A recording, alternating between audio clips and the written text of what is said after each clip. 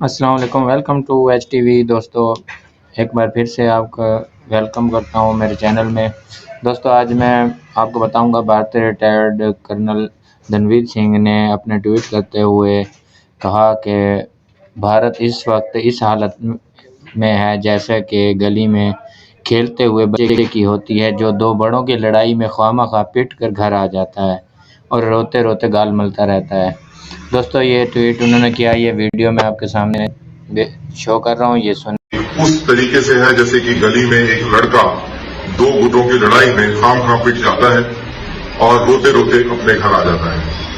تو بالکل دو بڑے شکتیوں کے بیچ میں، علاقائی شکتیوں کے بیچ میں جھگڑا چل رہا ہے، دیٹ از طالبان۔ میں اس کو بڑی شکتی مانوں گا، اور پاکستان ایک طرف اور دوسری طرف امریکہ، افغانستان کی سرکار اور سینا، اور ان کے بیچ میں لڑائی چل رہی ہے۔ اور بھارت ایسے ہی خواہ چاٹے چھوٹے کھا کر روتے ہوئے گال ملتے ہوئے واپس آ گیا ہے یا آنے کی تیاری میں ہے۔ سننے میں آیا ہے کہ سارے بھارتی کابل میں اکٹھا ہو گئے ہیں اور کبھی بھی